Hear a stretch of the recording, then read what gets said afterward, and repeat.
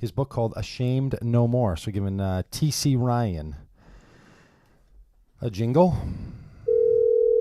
I don't even know if he knows that he's going to be live on the radio right off the bat, but this is Doug Pagitt Radio from the Twin Cities. Those who are currently listening or newly listening. Well, we'll see how he greets you. Hello. Hey, Tom, this is Doug Pagitt from Doug Pagitt Radio. Yes, Doug. Good morning. Good morning. How are you?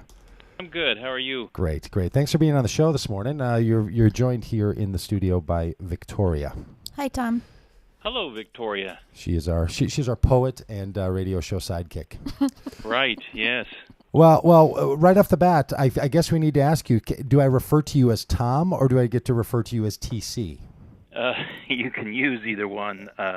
TC is the author name because there's so many Tom Ryans in the world, but call me Tom. All my friends do. I see. So you picked TC to separate you from the crowd of all the other Tom Ryan. Tom Ryan seemed a little pedestrian or something, a little common.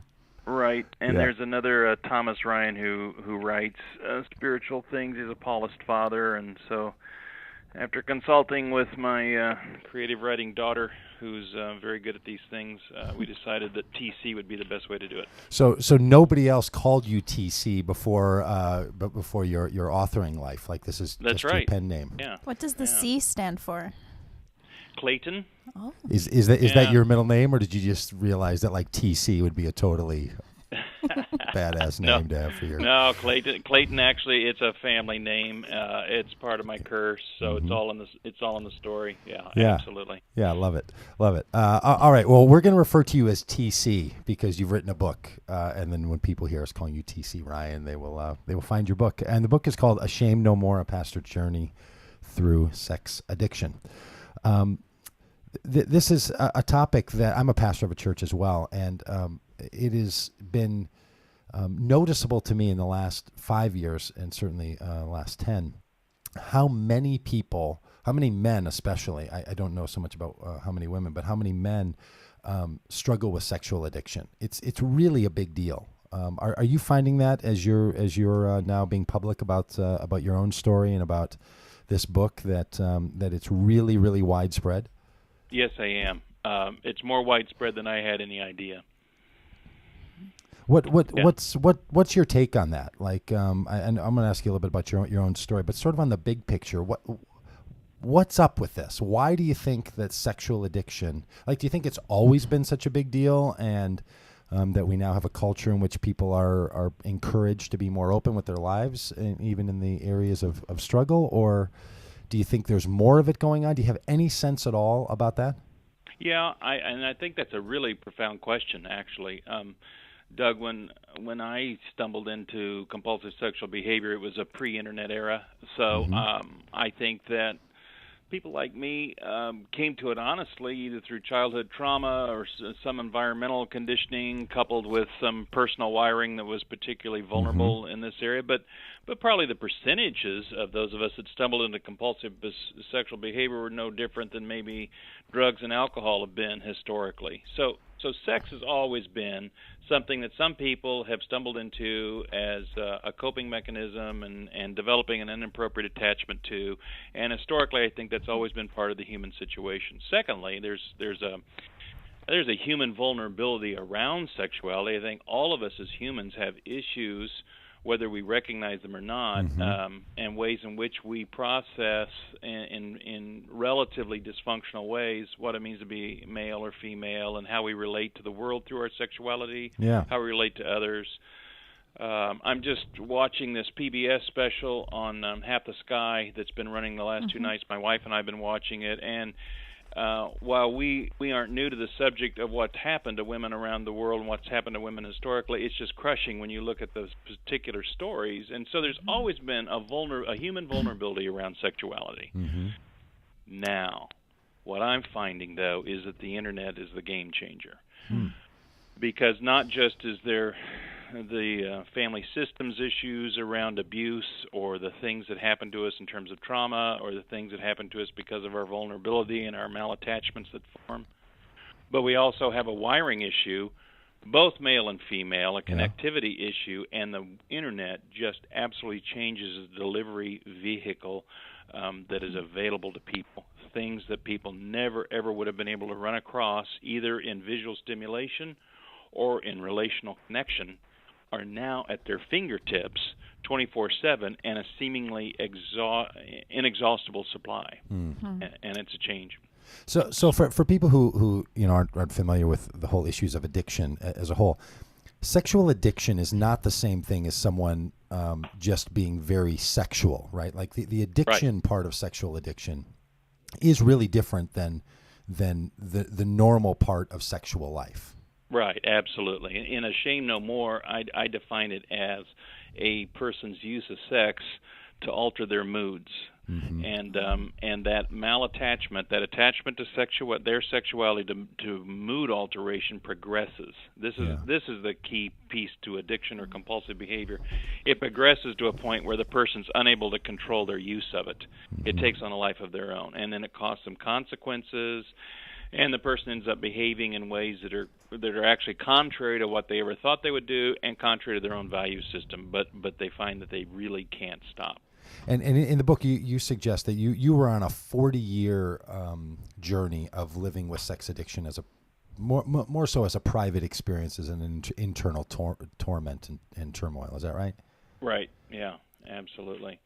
And a part of that, the first part, was when I was younger and just afraid. I was a pretty neurotic kid. I grew up an only child. I was used to hiding because of the dysfunctions. I talk a little bit about that. Yeah.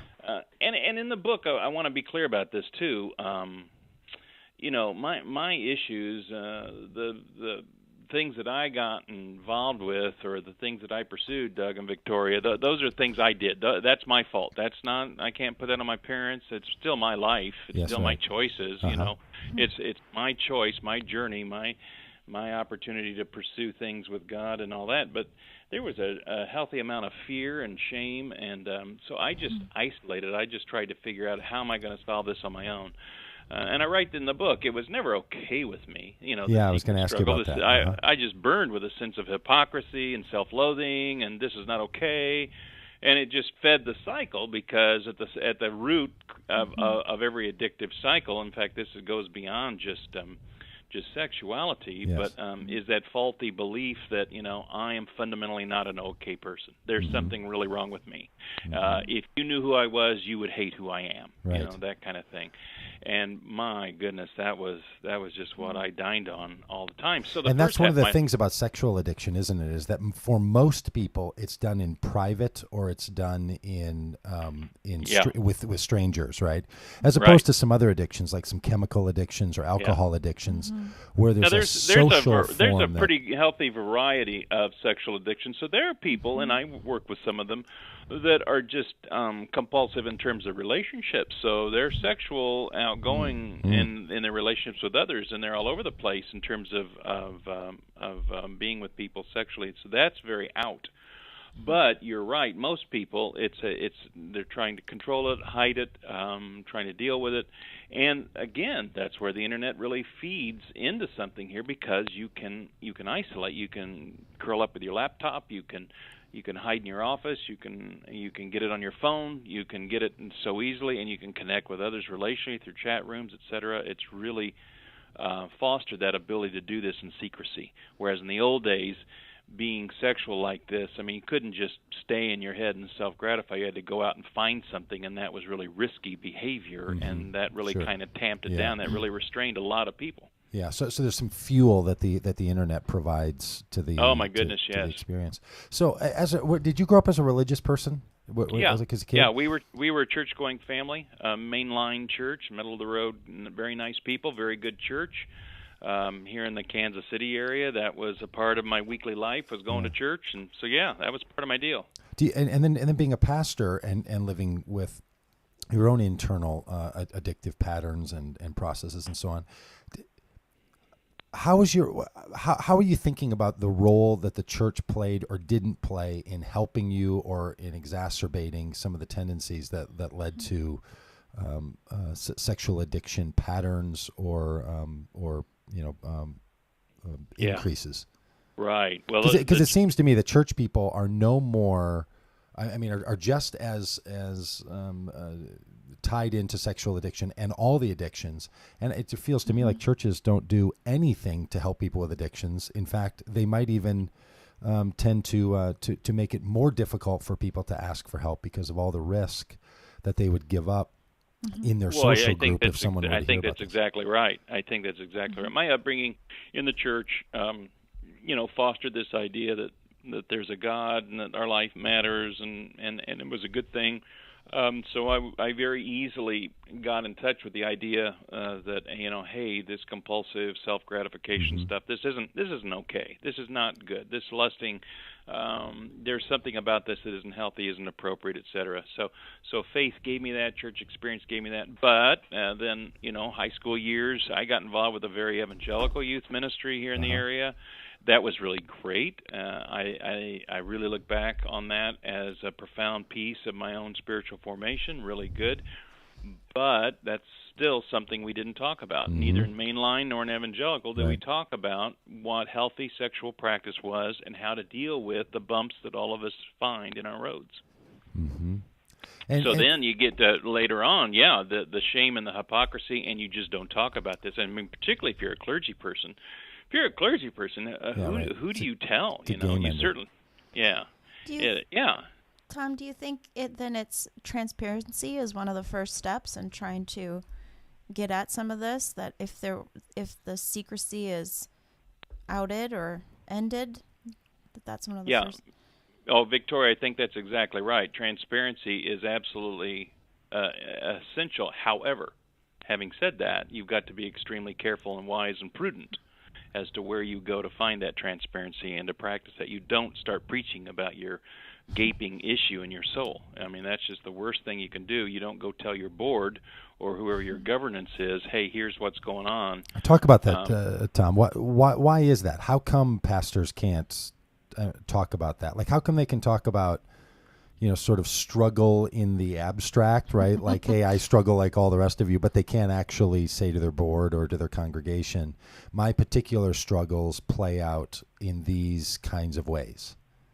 Because this is something we're not equipped to process. Boards, as a general rule, governing bodies, as a general rule, are not at all equipped to deal with this. The way they deal with it is to shut the person down. So you're saying if someone were to bring that stuff up and share it, it's not in a context in which the other party would see this as a positive move. They would go into some kind of panic or crisis mode, and it would make things worse for everybody. Exactly. If you share this, just have your exit ramp ready because you're on the way out the door, period. Well, and it would seem to me, Tom, that timing would be really important for anyone trying to seek help from addiction, that to go first to a board or first to a congregation, that's going to make things worse for them as an individual. Right. It make them much worse. And you're taking unfinished business to your congregation. Granted, we're all in process. We're all journeying. We're all growing and developing, and we do process our things in our teaching and our spiritual formation practices and our preaching. Yeah, I get that.